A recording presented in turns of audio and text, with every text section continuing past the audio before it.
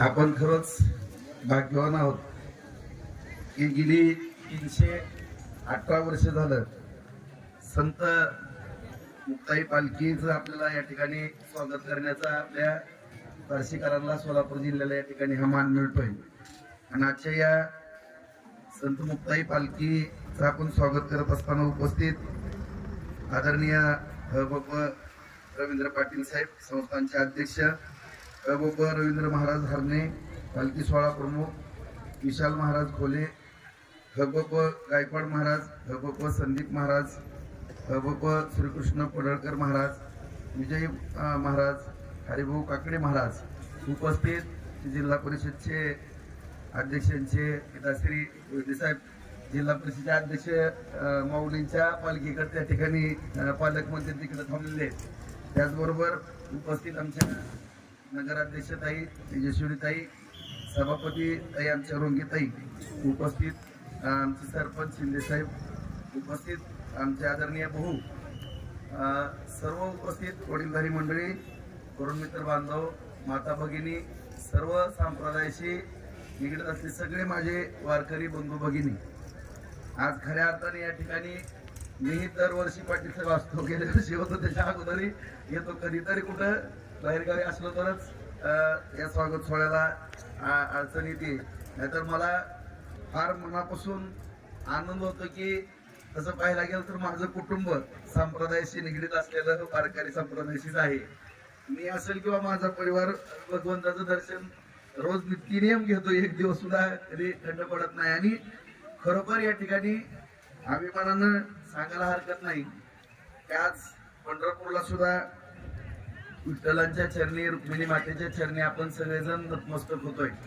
आणि सातत्याने मी लहानपणापासून पाहतोय वारीला, आणि दरवर्षी पंढरपूरला पण आषाढी एकादशीच्या निमित्तानं असतो। आणि हे सेवा करत असताना लहानपणापासून आतापर्यंत पाहतोय की मला 25 तारखेचा सुद्धा अंदाज आहे की 25 लाखाहून अधिक वारकरी त्या ठिकाणी जमतील, अशी या ठिकाणी आमचा अंदाज आहे, त्याच्यापेक्षाही अधिक। कारण या आपल्या वारकरी परंपरेला आज आपण पाहत असताना सर्वच मंडळी या ठिकाणी आदरणीय मुख्यमंत्री साहेब आहेत, देवेंद्र फडणवीस साहेब आहेत, शिंदे साहेब आहेत, सुनेत्राताई आहेत, पालकमंत्री जय भोगोरे। आज आपण पाहतो की गेल्या वर्षीपासून तर खास करून एक अत्यंत वेगळ्या पद्धतीनं त्या ठिकाणी सुखसोयी त्या ठिकाणी सुरू झालेला आपण सगळेजण पाहतोय। आणि पंढरपूरच्या कॉरिडॉरच्या माध्यमातून आपल्या सगळ्यांनाच माहित आहे की त्या पालखी सोहळ्याच्या बैठकीला पण मी विधान भवनामध्ये आदरणीय मुख्यमंत्री फडणवीस साहेबांनी बैठक आयोजित केलेली, त्यालाही होतो। आणि जवळपास 5,000 कोटी रुपयाचा निधी पंढरपूर तीर्थक्षेत्राला त्या ठिकाणी जाहीर केलेला। आणि अयोध्येच्या धर्तीवरती सगळं पंढरपूरचं चित्र आपल्याला एक वेगळं त्या ठिकाणी पाहायला मिळणार आहे।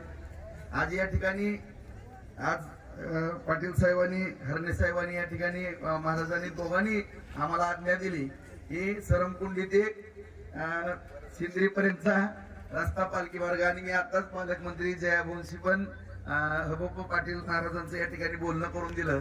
नक्कीच आता मुख्यमंत्री साहेब कामात असतील, त्यांचा फोन काय उचलला नाही त्यांनी, माझं बोलणं होईलच।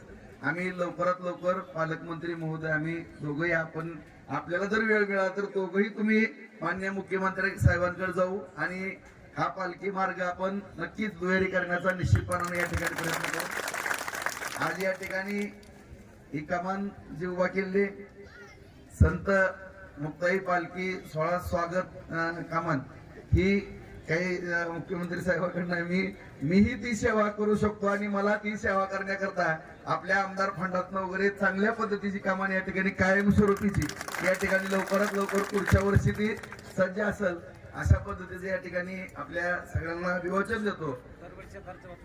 दरवर्षीचा खर्च वाचून नाही ना आमदार कोट्यातनं मलाही संत मुक्ताईची पालखीची सेवा करण्याची माझ्यासारख्या एका वारकरी संप्रदायातल्या भक्ताला या ठिकाणी संधी मिळते, मी माझं भाग्य समजतो।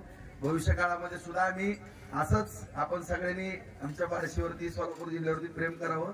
आम्ही सगळे बार्शीकर या ठिकाणी सोलापूर जिल्हावासी आहेत, सगळेजण आपलं स्वागत करण्याकरता अखंडपणानं आम्ही असेल किंवा आमच्या सगळ्या पुढच्या जे काही, जशी पालखी 318 वर्ष झालं पालखी येते, त्याच धर्तीवरती भविष्य काळामध्ये सुद्धा स्वागतासाठी सज्ज असेल असे या ठिकाणी अभिवचन देतो। आणि आपल्या सर्वांच्या चरणी आम्ही वारकरी एवढे तुम्ही काळजीपूर्वक दरवर्षी वर्षानुवर्षी ही परंपरा चालू ठेवली आणि याकडे सगळ्या पाहण्याचा समाजाचा दृष्टिकोन आणि ही काळाची गरज आहे आधुनिक जगामध्ये वारकरी परंपरा आपण जोपासता त्याबद्दल आपल्या चरणी नतमस्तक होऊन माझे 2 शब्द संपवतो. जय हिंद, जय महाराष्ट्र, जय हरी.